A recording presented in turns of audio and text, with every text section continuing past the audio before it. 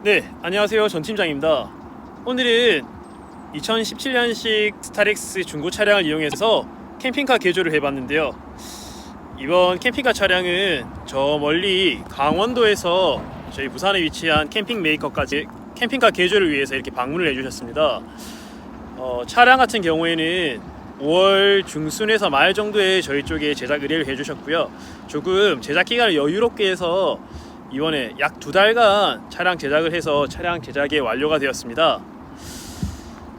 차주님께서는 현재 공직에 근무 중이시고 이번에 이제 퇴직을 하시기 전에 스타렉스 차량을 이용해서 캠핑카를 개조하신 후 사모님과 두 분이서 오붓하게 국내 여행을 다니기 위해서 이렇게 스타렉스 캠핑카 개조를 해주셨다고 하는데요.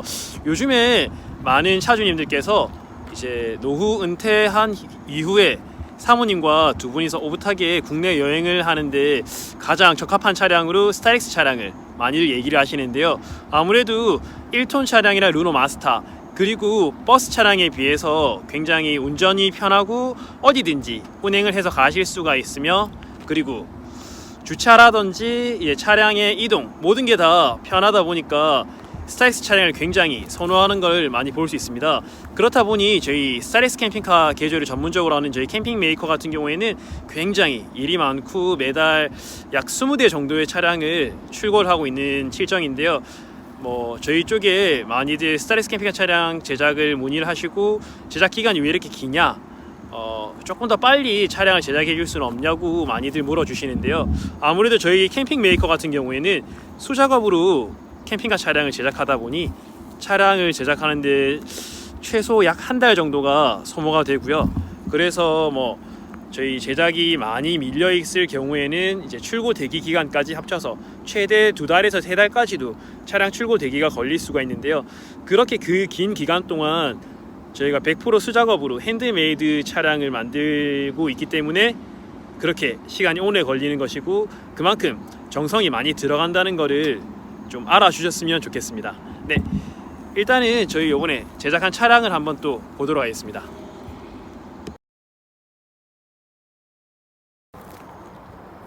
네, 이번에 제작한 차량 같은 경우에는 이제 중고 스타렉스 차량을 이용해서 개조를 완료해 주었고요. 차량의 연식은 2017년식이고 이제 차량의 기존 승차 인원은 12인승이었어요. 현재 12인승 차량을 가지고 스타렉스 캠핑카를 개조했기 때문에 이제 현재는 3인승이고 이제 사용 용도가 캠핑카 차량으로 이제 작업이 완료가 되었고요.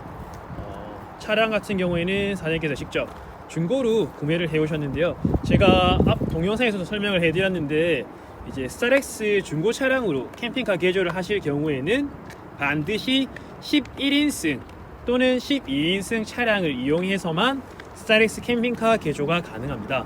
즉 3밴, 5밴, 7인승 이런 차량 같은 경우에는 스타렉스 캠핑카로 개조가 안 되고, 개조가 된다고 하더라도 합법적으로 구조 변경이 안 되기 때문에 추후에 차량을 정기 검사를 받을 때 검사를 받기가 굉장히 어려워지는 점 참고 부탁드리겠습니다. 자, 한번 차량 내부를 살짝 볼까요? 오늘은 아무래도 검은색 차량이다 보니까 차량 자체가 조금 럭셔리해 보이는 느낌이 조금 나는데요. 자, 오늘의 차량입니다. 짠짠짠짠.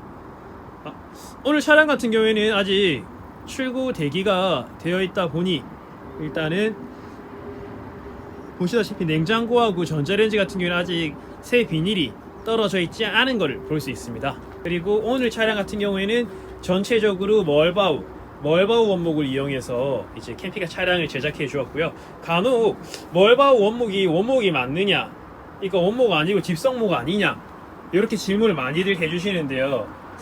일단은 멀바우 집성목이 맞는 표현이고요. 그 멀바우 집성목을 가지고 이제 제작을 하는데, 이제 집성목 같은 경우에는 이제 원목을 이제 48 사이즈, 38 사이즈 이렇게 번들 사이즈로 이렇게 가구를 제작할 수 있도록 이제 한번 재단을 해놓은 것을 이제 집성목이라고 하는 거고요. 그 집성목을 가지고 이렇게 스타렉스 캠핑카를 개조를 하는 것입니다. 정확하게는 집성목이지만 간단하게 설명을 하자면 원목이 정확한 표현이겠죠. 전체적으로 이 앞쪽에는 이렇게 주방 세팅이 되어 있고요. 이렇게 가장 우측에 냉장고, 중앙에 전자레인지, 그리고 가장 좌측에는 싱크대 수전이 설치되어 있고요. 그리고 여기 살짝 보시면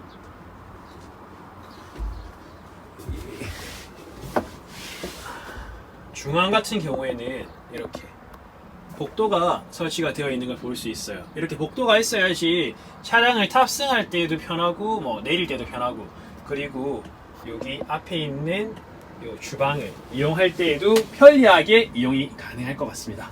자, 그리고 한번 볼까요? 이렇게 주방을 지나서 복도를 지나서 뒤로 보면은 이제 침상형 평상 공간이 나오고요. 그 옆쪽으로는 각각 좌측과 우측에 벽면 수납장이 제작되어 있어요. 그리고 그 위로는 이제 이렇게 스타렉스 전용 리무진 커튼이 설치가 되어 있고, 좌우측 그리고 운전석부터 모든 창문에는 저렇게 다 리무진 커튼이 설치가 되어 있어요. 현재 가끔 이제 손님분들이 리무진 커튼 말고 허니콤 블라인드나 조금 더 고급진 커튼은 없을까 이렇게 문의를 한번 해주시는데요.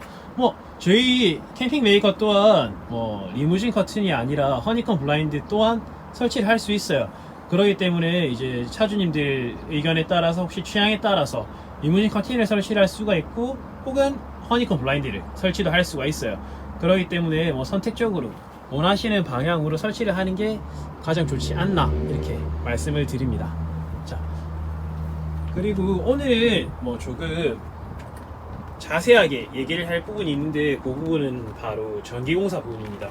뭐 일반적으로 저희 캠핑 메이커 유튜브 채널을 계속 구독 중이거나 관심 있게 지켜보시는 분들 같은 경우에는 이 구조는 자주 봐왔기 때문에 크게 설명을 하는 것보다는 오늘은 조금 더 다른 설명, 새로운 설명을 하는 게 낫겠죠. 그래서 오늘은 좀 전기 파트에 대해서 조금 더 상세하게 한번 설명을 드려보려고 합니다. 자, 한번 들어가 볼까요?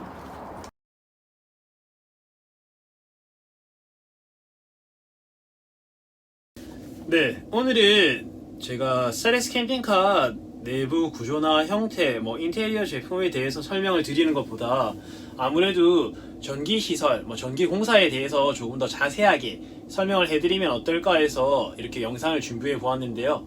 많은 분들이 이제 캠핑카 개조하는 데 있어서 전기 부분을 굉장히 중요하게 생각하고 조금 어렵게 생각하는 부분도 많이 있습니다.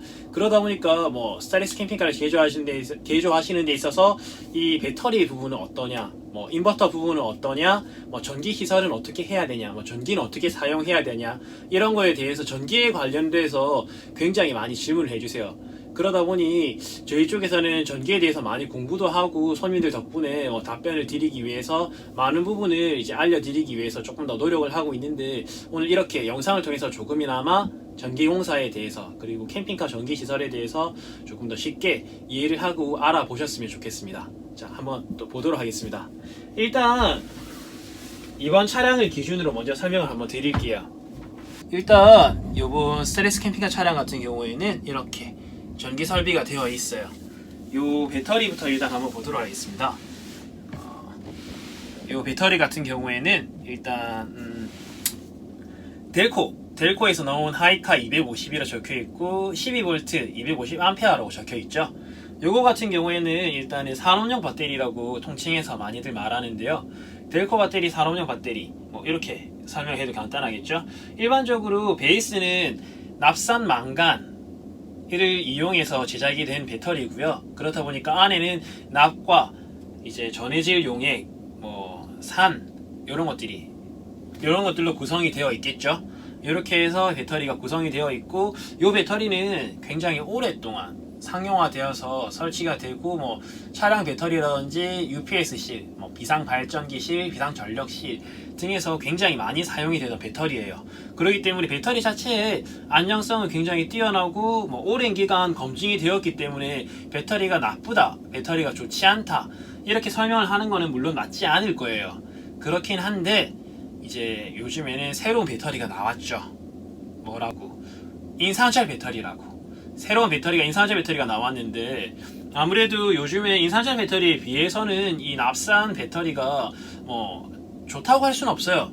그렇긴 하지만 굉장히 금액대가 또 저렴하고 용량도 크고 뭐 일반적으로 많이 사용을 하기 때문에 또 나쁘지는 않다고 할 수는 있지만, 그래도 인산철 배터리에 비해서는 성능적인 면이라든지 배터리의 효율성, 그리고 이제 배터리의 사용 기간, 방전이 됐을 때에 대한 안전성이라든지 충전 속도, 이런 거 면에서 있을 때는 이제 인산철 배터리에 비해서 성능이 떨어진다고 또 할 수 있어요.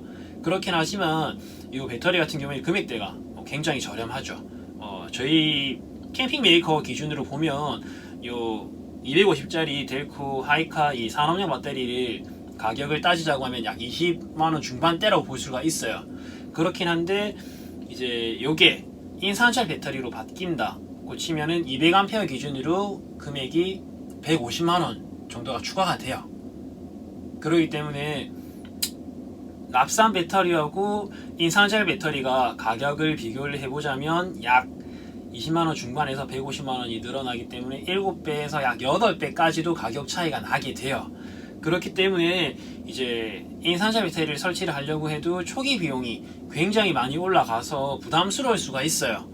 그렇기 때문에 이제 배터리를 설치할 때 캠핑카를 개조를 할 때 인산철 배터리를 설치를 할 것인가, 혹은 납산 배터리, 즉 산업용 배터리를 이용해서 이제 보조 배터리 설비를 할 것인가, 요걸 선택해야 되는데 초기 투자 비용을 조금 더 많이 주고서라도 조금 더 안정적이고 조금 더 성능이 좋은 배터리를 이용하고 싶다, 그리고 사용 수명이 긴 배터리를 이용하고 싶다고 생각을 하시는 분들 같은 경우에는 인산철 배터리를 이용하실 거고, 혹은 그래도 나는 초기 비용도 조금 저렴하고 기존에 많이 이용하는 산업용 배터리, 납산 배터리를 이용하겠다고 하면은 이렇게 납산 배터리를 이용해서 캠핑카 전기 설비 구성을 하게 됩니다. 그렇기 때문에 인산철 배터리가 좋다, 납산 배터리가 좋다, 뭐가 좋다고 꼭 찍어서 얘기를 할 수는 없고요. 이제 차주님에 따라서 이제 내가 원하는 방향이 무엇인지, 좀 내가 어떻게 생각을 하는지에 따라서 이제 캠핑카 전기 설비를 하는 게 차이가 발생을 하게 됩니다. 자, 이렇게 배터리에 대해서 한번 확인을 해 보았는데, 이제 배터리만 이 캠핑카를 만드는데 전기 구성을 하는 게 아니죠. 더 중요한 게 있어요. 배터리는 말 그대로 전력을 저장하는 공간, 보조 배터리일 뿐인 거고요. 이제 가장 메인 핵심 설비 같은 경우에는 이제 차량용 인버터를 기준으로 해서 이제 캠핑카 전장 작업, 즉 전기 설비를 하게 됩니다. 이제 차량 인버터 같은 경우에도 굉장히 종류가 많아요. 일단은 브랜드만 생각해도 국내에 올텍도 있고 다르다도 있고 P&K도 있고 하나로도 있고 제가 잘 알지 못하는 차량 인버터 브랜드도 굉장히 많을 거예요. 근데 현재 저희 캠핑 메이커 같은 경우에는 이제 올텍사의 제품을 이용해서 이제 작업을 하고 있고요. 이제 올텍사 같은 경우에는 이제 인버터가 크게 두 가지로 나뉘고 있어요. 일단은 유사 계단파 차량용 인버터가 있고요. 그리고 정연파 차량용 인버터가 정연파 차량용 인버터가 있습니다. 일단은 유사 계단파 같은 경우에는 크게 파형이 일반적으로 우리가 한전에서 사용하는 파형이 아니라 그냥 단순하게 차량의 전기인 DC 전기를 AC 전기로 변환을 해주는 장치일 뿐이에요. 그렇다 보니까 파형까지 변환은 하지 않고 그냥 일반적으로 차량에서 공급이 되는 전기, 즉 DC 전기를 AC 전기로, 즉 DC 12V 전기를 AC 220V 전기로 변환을 하는 장치일 뿐입니다. 그런데 여기서 조금 더 업그레이드된, 조금 더 좋은 설비를 원한다 하시면은 이제 유사 계단파 차량용 인버터가 아니라 이제 순수 정연파 인버터라고 하거든요. 정연파 인버터를 교체를 하게 돼요. 정연파 인버터 같은 경우에는 이제 기존 차량에서 생산이 되고 공급이 되는 일반 12V DC 전원을 이제 220V 전기로 바꾸는 것까지는 동일해요. 동일한데 요거를 바꿀 때 그냥 220V 전기로 바꾸는 게 아니라 이제 요 전기를 우리가 기존 가정이나 공장, 회사 등에서 사용하는 한국전력에서 공급하는 전기 파형이랑 동일한 이제 파형의 전기를 생산해서 공급을 하게 됩니다. 그렇기 때문에 이제 여기 유사 계단파에 비해서 순수 정연파 인버터 같은 경우에는 조금 이제 정밀한 정비, 우리가 일반적으로 봤을 때 노트북이라든지 DSLR 혹은 뭐 의료 장비 혹은 뭐 전문 뭐 촬영 장비 이런 전문 장비 같은 경우에는 이제 일반적으로 유사 계단파의 인버터를 사용하는 것보다 이제 정연파 순수 정연파 인버터를 사용하는 게 이제 인버터를 통해서 구동되는 가전제품, 즉 220V 전기 제품이 무리도 가지 않고 부담도 가지 않고 일반적으로 가정에서 사용하는 거랑 동일하게 파형이 맞기 때문에 안정적으로 사용할 수 있다는 장점이 있어요. 자, 그렇긴 한데 이게 또 단점이라고 한다. 뭐 단점이라면 단점이겠지만 이 단점이 뭐냐면 일단은 금액이 조금 비싸요. 일반적으로 동일 용량 기준으로 봤을 때에도 유사 계단파랑 순수 정연파 여기 최소한 금액이 뭐 15만원에서 20만원 정도가 차이가 난다고 볼 수 있거든요. 그렇기 때문에 이 캠핑카, 사이언스 캠핑카 기준으로 캠핑카에서 전기를 사용할 때에는 굳이 꼭 유사 정연파를 사용하는 것보다는 유사 계단파를 사용하더라도 크게 무리는 가지 않지만 그래도 나는 전기를 조금 더 안정적으로 사용하고 싶다, 조금 더 좋은 전기 설비를 쓰고 싶다고 생각을 하신다면은 이제 순수 정연파 인버터를 이용해서 이제 셀렉스 캠핑카 전기 설비를 하게 됩니다. 자, 그리고 이제 차량의 인버터를 지나서 이제 추가되는 설비들이 또 있어요. 충전기라든지 절체기 그리고 주행 충전기들이 있겠죠. 자, 이렇게 있는데 충전기는 말 그대로 충전기예요. 충전기는 이제 말 그대로 외부의 한전 전기를 이용해서 이제 캠핑카 내부에 설치가 되어 있는 보조 배터리의 전기를 충전을 해주는 역할을 하는 게 가장 중요한 역할이고요. 이 충전기 같은 경우에도 이제 기존 납산 배터리용이 있고 인산철 배터리용이 있고 이렇게 각 배터리의 유형에 따라서 충전기의 형태도 바뀌게 돼요. 그렇기 때문에 이제 내가 납산이나 산원액 배터리 혹은 젤 타입 배터리를 이용해서 캠핑카 개조를 할 것이다 고 하시면은 요 일반 충전기를 사용하시면 되고요. 아니 내가 인산철 배터리 이용해서 이 캠핑카 개조를 할 것이다 라고 하시면은 반드시 인산철 전용 충전기를 사용해 주시는 게 좋습니다. 그렇게 해야지 충전이 되고 완충이 안전하게 돼요. 그거는 제가 다음에 또 인산철 배터리에 대해 설명을 할 때 한 번 더 설명을 드리도록 하겠습니다. 자, 그리고 이제 충전기를 지나서 절체기가 또 있어요. 이 절체기의 역할은 간단해요. 이 절체기를 이용하게 되면 이제 바로 한전 전기를 이용해서 바로 캠핑카 내부에 설치되어 있는 각종 가전제품이라든지 전기제품, 전자제품들을 이용할 수 있다는 장점이 있어요. 자, 이제 이번에는 주행 충전기에 대해서 한번 설명을 드려볼게요. 이제 많은 분들이 주행 충전만으로 보조 배터리가 완충이 될까요? 에 대해서 많이 질문을 해주세요. 일단은 제 답변부터 먼저 드리자면 주행 충전기만으로 이제 보조 배터리가 완충이 되기는 어려워요. 왜 그러냐면 이제 차가 달리는 동력 에너지를 가지고 이제 제너레이터에서 전기가 생성이 돼요. 이 생성된 전기들이 이제 차량에 공급이 되겠죠. 이 공급이 된 전기 같은 경우에는 이제